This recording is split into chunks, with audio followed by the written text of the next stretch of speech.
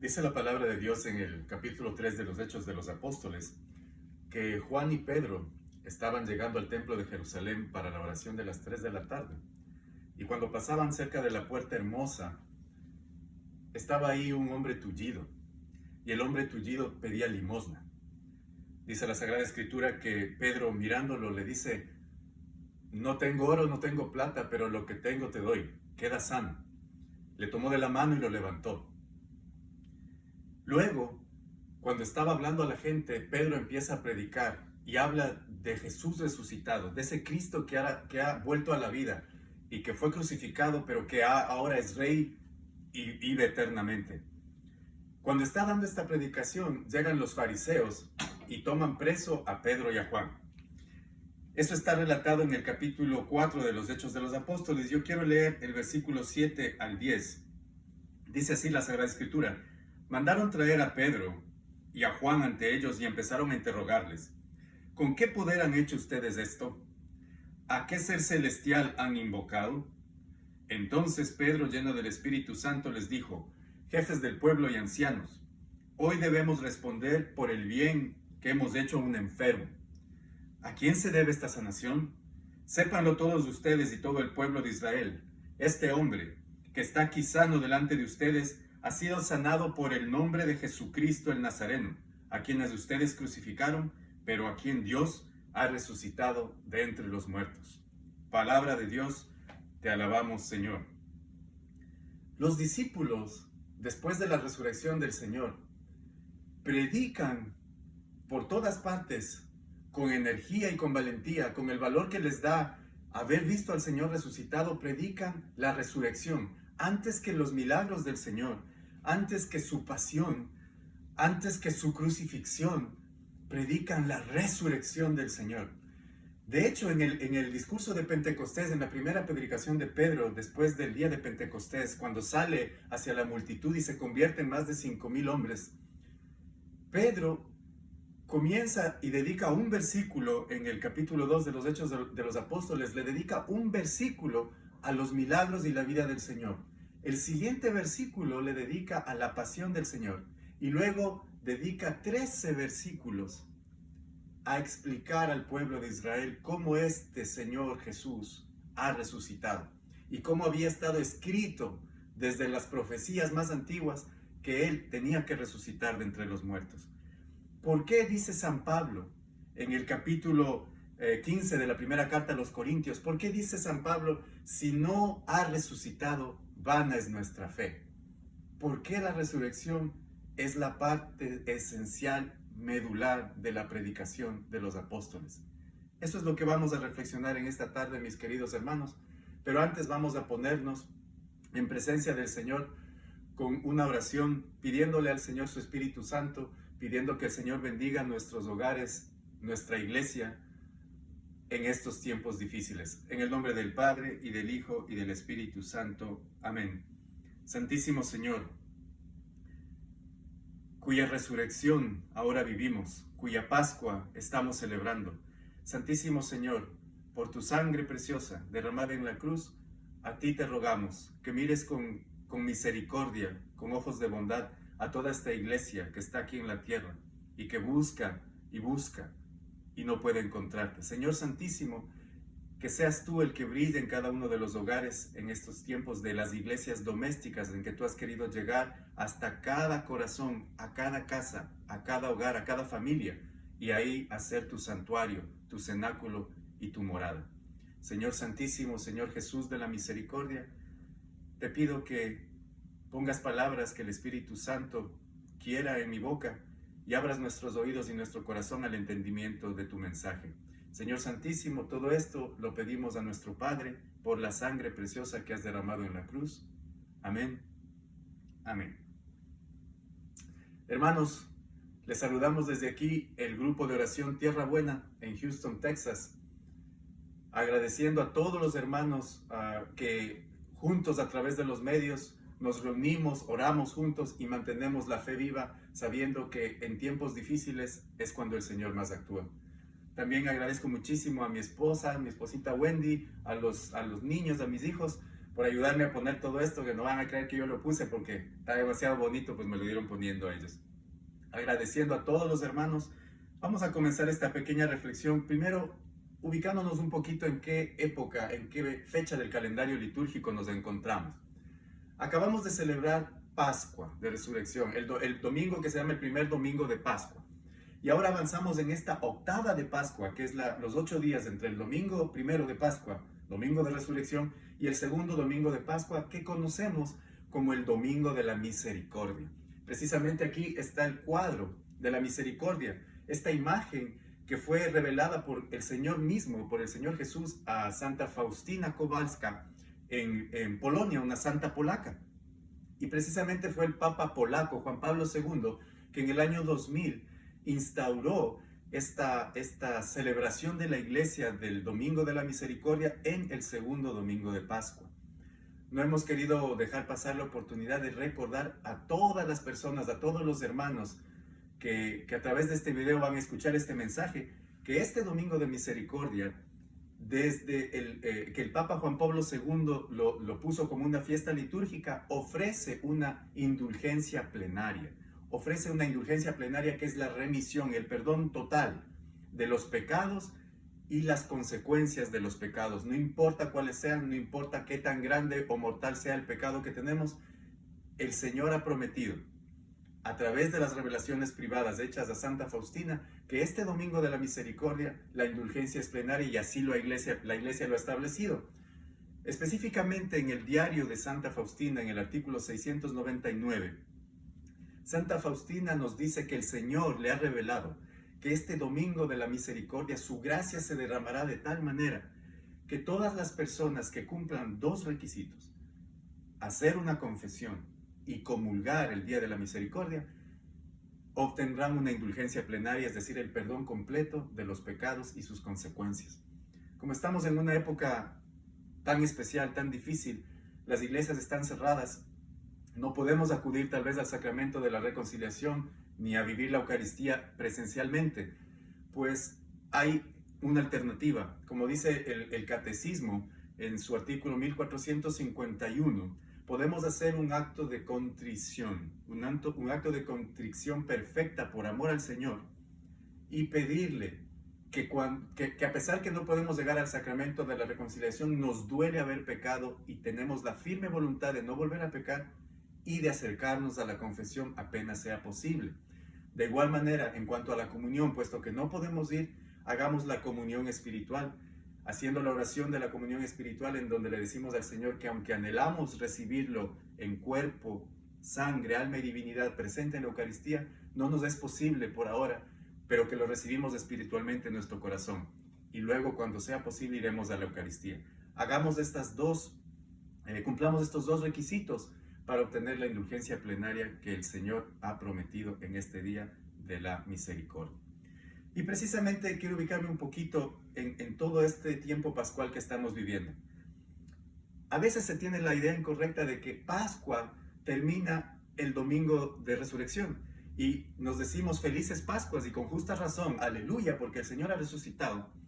Pero el tiempo de Pascua no termina ahí. En realidad el tiempo de Pascua se prolonga por 50 días hasta el día de Pentecostés y el envío del Espíritu Santo, pasando por la ascensión del Señor, que normalmente es el día 40 después del domingo de resurrección, y aquí en los Estados Unidos y también en Ecuador se corrió ese día, que cae un jueves, se lo corre al séptimo domingo de Pascua, perdón, al sexto domingo de Pascua, que es un domingo antes del domingo de Pentecostés.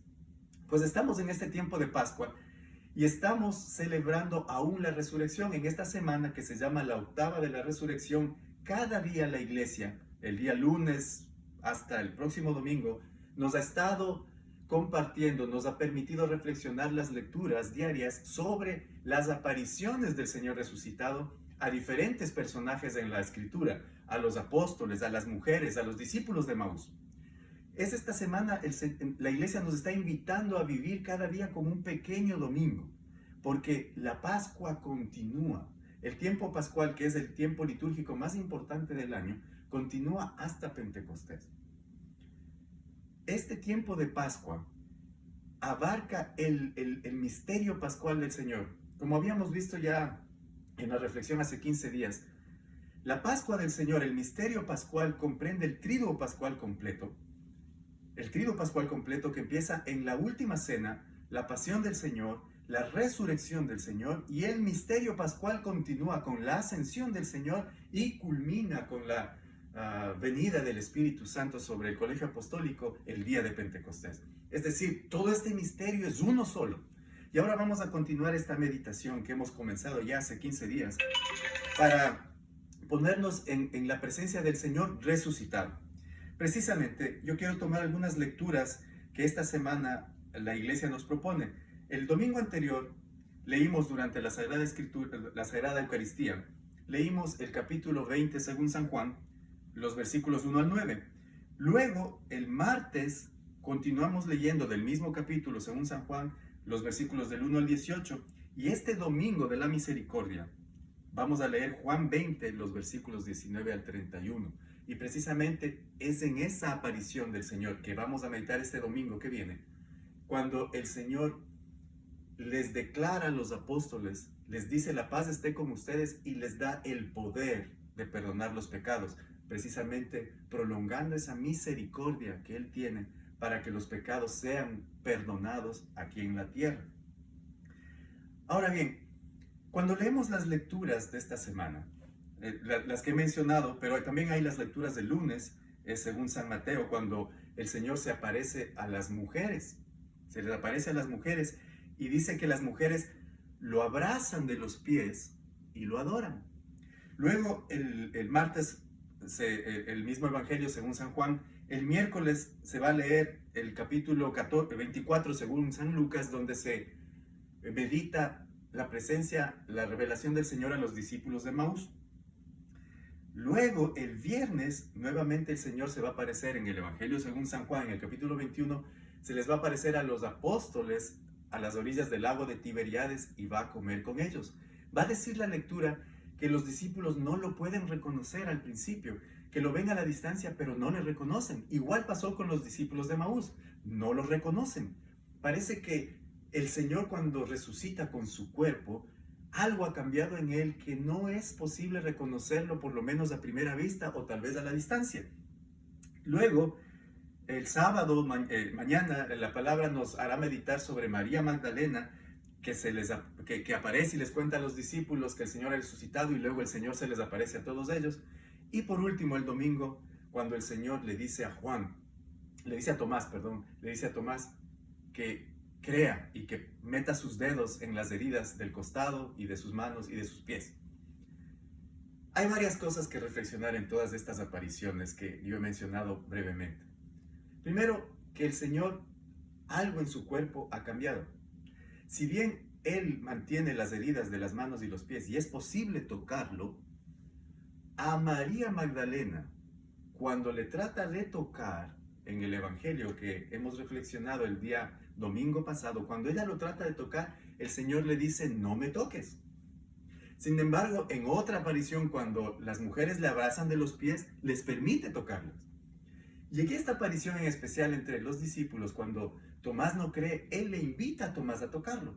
Entonces, ¿se le debe tocar o no se le puede tocar al cuerpo del Señor resucitado?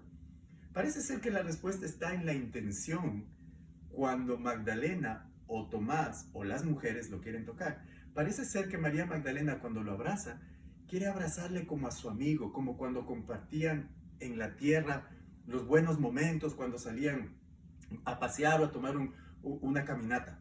Quiere abrazarlo, pero el Señor le dice, no es posible, mi cuerpo ha cambiado, ya soy el Señor resucitado. Cuando las mujeres lo abrazan de los pies, lo van a adorar. Y es esta adoración, rindiéndose ante Él como Dios, que sí es permitida. Lo mismo a Tomás. Le es permitido tocarle para que su fe en el resucitado permanezca y crezca. Otra interesante cosa que podemos encontrar en los evangelios es que el cuerpo del Señor puede atravesar las paredes. Dice el evangelio que vamos a meditar el domingo que viene en la Eucaristía, que estaban las puertas cerradas, sin embargo el Señor se apareció en el medio de la sala, atravesó las paredes. También se puede percibir en los capítulos de los discípulos de Maús que el Señor puede estar en un sitio y al siguiente segundo estar en un sitio muy diferente, muy distante. Y también que ha cambiado. ¿Qué es lo que ha pasado con el cuerpo del Señor? Tiene cuerpo, porque ha sido posible tocarlo. Y en una parte del Evangelio se ve que come con los discípulos. Y un fantasma les dice el mismo, no puede comer. Es decir, tiene un cuerpo, pero es un cuerpo diferente. Es lo que llamamos un cuerpo glorioso, un cuerpo resucitado, que no sabemos exactamente cómo es, pero que tomando esta descripción de los Evangelios podemos darnos una idea. Precisamente en tiempos del Señor Jesucristo había dos corrientes. Había una corriente de pensamiento en el pueblo de Israel que no creía en la resurrección de los muertos, ¿no? Y había otra corriente que sí creía que los muertos resucitarían, si bien de manera espiritual, aunque eso será para otro tema, pero había dos corrientes, los que no creían, que se llamaban los saduceos, y los que sí creían en la resurrección de los muertos. De múltiples pasajes del Evangelio, el Señor Jesús muestra de qué lado está, muestra que Él sí cree en la resurrección de los muertos, y de hecho, Él profetiza su propia resurrección en varias partes del Evangelio. En el Evangelio según San Juan, cuando está predicando en el templo, les dice, destruyan este templo, y en 3 días lo voy a levantar. Él se está refiriendo no al templo de piedra, sino a su cuerpo que ha de resucitar. También en el Evangelio según San Mateo, en el capítulo 16, les habla abiertamente a sus discípulos y les dice, yo voy a resucitar, al tercer día voy a resucitar. En la transfiguración, en el capítulo 17 de Mateo, les dice a los apóstoles que están con él, Pedro, Santiago y Juan, les dice, no digan lo que han visto hasta que yo resucite al tercer día. Es decir, él está profetizando varias veces su propia resurrección. Los apóstoles, nosotros supondríamos, deberían estar preparados para lo que viene, pero parece que no comprenden las palabras del Señor, parece que no llegan a entender la plenitud de lo que Él dice, y por eso les sorprende y se desesperan cuando el momento de la prueba llega. Hay una lectura muy clave, que esa vamos a leerla juntos, que está en el capítulo 5 del Evangelio según San Juan, en donde el Señor va a aclarar algunos puntos muy importantes sobre esto de lo que Él está hablando de la resurrección. Vamos a irnos hasta el versículo 25, capítulo 5, versículo 25 y luego el 28. Dice la palabra del Señor. Sepan que viene la hora, y ya estamos en ella, en que los muertos oirán la voz del Hijo de Dios, y los que la escuchen vivirán. Luego en el versículo 28 dice, no se asombren de esto. Llega la hora en que todos los que estén en los sepulcros oirán mi voz. Los que obraron bien resucitarán para la vida, pero los que obraron el mal irán a la condenación. Palabra de Dios. Te alabamos, Señor.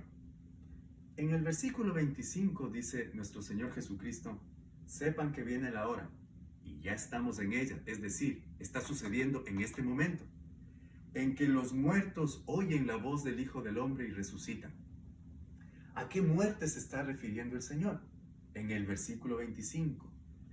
Parece muy claro que el Señor se está refiriendo a la muerte espiritual, porque está diciendo, ya estamos en la hora en que estos muertos espiritualmente escuchan mi voz y resucitan. Siempre me gusta recordar a mí esta película tan conocida, un poco antigua, de El Sexto Sentido.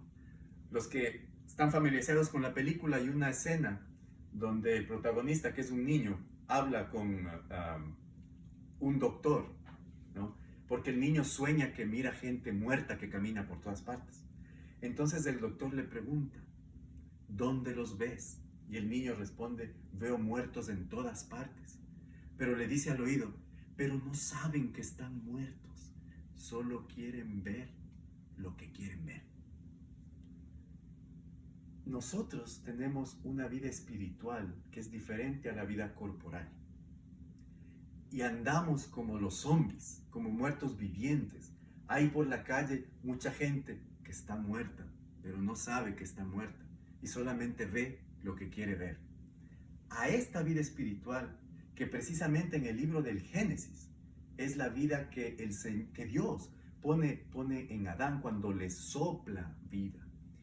En el libro del Génesis, en el capítulo 1, cuando el Señor crea las cosas vivas, las plantas y los animales, en la traducción en el griego original, la palabra que se utiliza es bios. Para dar esta vida que el Señor está dando, se utiliza la palabra bios. Pero cuando el Señor sopla el aliento de vida sobre Adán, la palabra que se utiliza es la palabra zoe, que es una vida sobrenatural, una vida eterna, una vida más allá. Entonces, desde el principio del Génesis, ya Dios nos está indicando que nosotros tenemos dos vidas, la vida del cuerpo material y la vida espiritual. El Señor en el versículo 25 está diciendo, aquellos que escuchan mi voz resucitarán, la vida espiritual. Pero luego en el versículo 28 es muy claro, los que están en los sepulcros se levantarán con sus cuerpos. Se levantarán con sus cuerpos. Esta es la doctrina de la resurrección de los muertos que nosotros cada domingo decimos en el credo. Decimos, creo en la resurrección de la carne. En el griego original se utiliza la palabra carne, en la resurrección de los cuerpos, De ahí viene la moralidad de la Iglesia Católica, que respeta el cuerpo y que mira el cuerpo como una cosa sagrada. Como dirá el Papa Juan Pablo II, decía, nosotros somos cuerpo y alma. El alma anima al cuerpo y el cuerpo es la imagen de lo que es la persona, es el signo de lo que es la persona, es el sacramento de la persona. Va a decir el Papa Juan Pablo II, nosotros sabemos que los sacramentos son signos visibles que muestran una realidad invisible, pues nuestros cuerpos son ese sacramento que muestra una realidad invisible que es nuestra alma a través de este cuerpo visible. Y estos cuerpos van a resucitar el último día. Porque así como el Señor resucitó con su cuerpo, y no solo en espíritu, sino que resucitó con su cuerpo, entonces nosotros, al haber muerto con Él en la cruz, también vamos a resucitar con Él y como Él en el último día, con estos cuerpos. Entonces usted me va a decir, pero este cuerpo que se enferma, este cuerpo que tiene tantos achaques, que envejece, pues este cuerpo de cada uno de nosotros se va a levantar en forma misteriosa, en forma milagrosa, como un cuerpo glorioso, y se va a unir al Señor, porque nosotros hemos de resucitar de la misma manera que nuestro Señor ha resucitado. De ahí viene una cantidad de consecuencias, y es por lo que la Iglesia considera el cuerpo sagrado. Por eso es que no se puede permitir este tipo de pensamiento de que yo puedo hacer con mi cuerpo lo que quiero. Yo puedo tratar a mi cuerpo como quiera, puedo comer demasiado, puedo comer muy poco, o puedo idolatrar mi cuerpo, porque ese es otro extremo del tiempo moderno. Idolatramos el cuerpo, ¿no? Y le damos todos los gustos que desea. El cuerpo es templo de Dios, y por eso en esta visión, por eso en esta resurrección, nosotros sabemos que este cuerpo va a resucitar y va a entrar a la gloria de Dios Padre, a la gloria eterna. Por eso tratamos este cuerpo como algo sagrado. Por eso enterramos a los muertos. La Iglesia Católica también permite que se quemen los muertos, pero que no se dispersen las cenizas, sino que se guarden y se pongan en un lugar sagrado, no en la casa, sino en un lugar sagrado, sea un cementerio, una iglesia. Es por todo esto que se considera el cuerpo sagrado. Bueno, el Señor Jesús está hablando de dos tipos de resurrección: la resurrección de la carne y la resurrección del espíritu. Vamos a hablar de estos dos tipos de resurrecciones que el Señor con su resurrección alcanza para todos nosotros. ¿Cómo alcanzamos esta resurrección espiritual? Cuando el Señor estuvo caminando por aquí, por la tierra, Él con su cuerpo santo, el cuerpo humano de Él, Dios humanado, el hombre divinizado, el poder brotaba de Él, como podemos ver en el Evangelio, cuando la mujer con flujo de sangre toca el manto del Señor. El Señor se da cuenta que de Él brota poder, brota gracia, brota misericordia. Cuando el Señor resucita, y por eso es parte del misterio pascual, el Señor entra en la casa del Padre, como dirá el libro de los Hebreos, entra al santuario sagrado como sumo sacerdote. Lo veíamos hace 15 días cuando meditábamos. El Señor con sus llagas entra en el sagrario, en el santo de los santos que está en el cielo, como sumo sacerdote, lo cual es algo que nunca había pasado. Uno de nosotros, porque recuerden que el Señor es Dios, pero el Señor Jesús es hombre, por tanto, uno de nosotros, un hermano nuestro, ha entrado en la presencia de Dios, está ahí ahora mismo, y es el sumo sacerdote. Nuestro Señor Jesucristo siempre fue Dios, desde antes del tiempo, siempre fue Dios, siempre fue Rey, es y será Dios, es y será Rey, pero no era sumo sacerdote. Es ahora sumo sacerdote cuando entra y se ofrece eternamente a sí mismo como ofrenda ante el Padre por la remisión y los pecados de nosotros. Él murió la muerte de todos nosotros y resucita, y por lo tanto nosotros vamos a resucitar con Él de la misma manera. Él, al haber resucitado, nos lleva con Él hacia la gloria. La vida espiritual, ahora que estamos aquí en la tierra, el Señor, ahora que Él está en el cielo, la derrama a través de sus sacramentos en la iglesia. Todo ese poder que Él derramaba con su presencia cuando estaba aquí en la tierra, ahora la derrama a través de los sacramentos. Por el bautismo, restaura la vida. Restaura esa vida que nosotros nacemos en pecado original, es decir, no es que hemos hecho algo malo, es que nos falta la gracia. El pecado original no es nada que hemos hecho, es algo que nos falta. Nos falta la vida en el Espíritu, nos falta la gracia. El bautismo restaura esa gracia. Por eso cuando el Señor le dice a Adán, no comas del árbol del bien y del mal, no comas de ese fruto porque entonces de seguro morirás. La versión original en el griego dice morirás la muerte. Hace doble énfasis, que morirá. Pero luego vemos que la serpiente engaña a Eva, luego Eva lo lleva a Adán también a pecar, luego comen, pero luego vemos que no se mueren. Entonces, ¿cómo puede ser? ¿El Señor se equivocó? ¿Le ganaron a Dios? ¿O es que acaso no vemos la muerte que acaba de suceder? Lo que ha sucedido es que Adán y Eva han muerto espiritualmente, que es una muerte aún peor del cuerpo, y han perdido la gracia.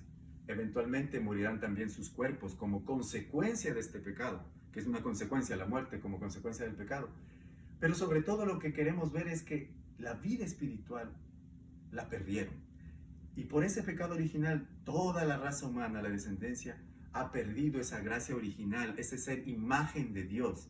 Nacemos sin gracia, nacemos en pecado original. El bautismo restaura esa vida espiritual, nos hace de nuevo hijos de Dios, nos hace partícipes de la gracia divina, nos vuelve a poner en amistad con Dios, nos vuelve a ser imagen de Dios, hijos de Dios. El bautismo, la Eucaristía nutre esa vida espiritual, la alimenta. Nosotros a través del sacramento de la Eucaristía crecemos espiritualmente. Una vez que hemos sido restaurados por el bautismo, la Eucaristía nos alimenta, nos nutre, nos hace caminar más hacia la perfección, hacia la estatura de nuestro Señor Jesús, el hombre perfecto. La confirmación, el matrimonio y el orden sacerdotal, la confirmación, el matrimonio y el orden sacerdotal fortalecen esa vida espiritual, la hacen más fuerte, la cimentan, la hacen madurar. Por eso estos tres sacramentos son tan importantes para la vida del cristiano, del católico. Son la fuente de fortaleza, la fuente que nos hace vivir estos tiempos de tribulación con fe y esperanza. Y por último está el sacramento de la unción de los enfermos, que prepara el cuerpo, sana el cuerpo y lo prepara para su paso hacia la vida eterna. Así es como el Señor nos hace resucitar en la vida espiritual. Una vez que el Señor ha resucitado y está en el cielo, porque está ministrando, puede derramar su gracia, y los sacramentos toman su gracia como una fuente inagotable que va y brota y desciende a la tierra inagotablemente, es infinita. y por eso esa gracia llega acá en los sacramentos. Pero a su vez también nos va a hacer resucitar con nuestros cuerpos cuando llegue la segunda venida. Dice el Señor claramente, los que están muertos en los sepulcros oirán mi voz y vendrán, pero ya no volveremos a morir. No va a ser como Lázaro, que resucitó y volvió a morir. Será como el Señor, que una vez resucitado, aunque conserva las llagas de las manos, los pies y el costado, Él ya no vuelve a morir. Ha resucitado y está en la gloria del Padre. Así nosotros seremos levantados en el último día, con estos cuerpos, hacia la gloria del Padre, si hemos vivido de acuerdo a sus mandatos, o hacia la perdición si hemos escogido el camino incorrecto. Por lo tanto, la resurrección, mis queridos hermanos, es más que un hecho histórico. No es algo que obviamente se puede demostrar, pero más allá de que se puede demostrar y que sea un hecho histórico, es un milagro. Porque hubo una intervención de Dios para que el Señor Jesús se levante de la tumba. Pero además de ser un milagro, es el cumplimiento de todas las profecías. Es el cumplimiento de los profetas y de las mismas profecías del Señor que había anunciado que Él iba a resucitar al tercer día. Pero más todavía que eso, es el cumplimiento de todo el Antiguo Testamento. Todo el Antiguo Testamento llega a su clímax y a su perfecto cumplimiento en la resurrección del Señor, en el levantarse de Dios desde la tumba hacia su gloria. Y además es la perfecta anunciación del Nuevo Testamento donde se revela su nueva alianza. Y el Señor, una vez resucitado, su cuerpo glorioso es distribuible, es repartible y lo podemos comer en la Eucaristía. Pero no como los alimentos naturales.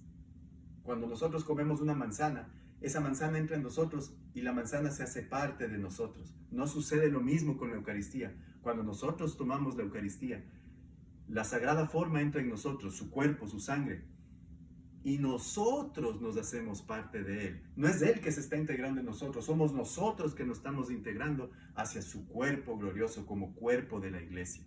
Así es que Él da vida a nuestra vida y así nos prepara para la resurrección. Dice algún teólogo que cada vez que comulgamos estamos nutriendo el cuerpo con el que resucitaremos. Por eso es tan importante, hermanos, la comunión frecuente, mínimo cada domingo. Si es posible, día a día, si usted puede hacerlo, hágalo, porque está alimentando el cuerpo con el que debe resucitar. Para terminar, mis queridos hermanos, el mensaje que da el ángel cuando las mujeres llegan y ven la tumba abierta y la piedra corrida, les dice, no tengan miedo. No tengan miedo, que el Señor ha resucitado. Así como Él resucita, ustedes van a resucitar. Ese mismo mensaje nos dice el Señor a nosotros ahora, en estos tiempos de virus, de pandemia. No tengan miedo. No traten solamente de evitar la muerte del cuerpo material, que es inevitable. Traten más bien de evitar la muerte espiritual, que tiene vida y valor eterno. Que el Señor nos haga ver que no debemos tener miedo, que debemos estar preparados, hacer lo que debemos hacer, cumplir lo que las autoridades nos dicen, cumplir todas las reglas, distancia, etcétera, etcétera. Pero estar preparados espiritualmente es lo más importante, es lo fundamental. No tengan miedo, dice el Señor, y de esas palabras tenemos que tomarnos. Quiero terminar leyendo del capítulo 4 del Evangelio de San Marcos. Hay un pasaje que nos dice mucho. Dice lo siguiente en el versículo 35. Al atardecer de aquel mismo día, Jesús dijo a sus discípulos, crucemos a la otra orilla del lago. Despidieron a la gente y lo llevaron en la barca en que estaban. También lo acompañaban otras barcas. De pronto se levantó un gran temporal y las olas se estrellaban contra la barca, que se iba llenando de agua.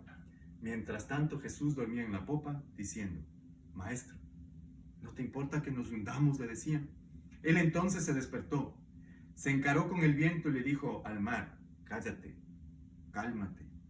El viento se apaciguó y siguió una gran calma. Después les dijo, ¿por qué son tan miedosos? ¿Todavía no tienen fe? Pero ellos estaban muy asustados por lo ocurrido y se preguntaban unos a otros, ¿quién es este que hasta el viento y el mar le obedecen?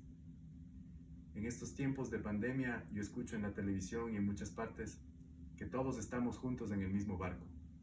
Eso no es cierto, eso no es preciso. todos estamos en la misma tormenta. Pero aquí el Señor dice que se subió en la barca con los que Él quiso. Y había también otras barcas que lo acompañaban. Estamos en la misma tormenta, pero no estamos en la misma barca. Hay una barca en la que está el Señor resucitado, el Señor de que calma la tempestad y calma la tormenta. Yo quiero estar en esa barca, mi hermano, mi hermana, no en las otras barcas, sino en la barca en la que está el resucitado y que nos ha prometido que nos va a resucitar y que se va a encargar de nosotros y que va a calmar la tormenta. Mi hermano, mi hermana, ¿en qué barca quiere viajar usted?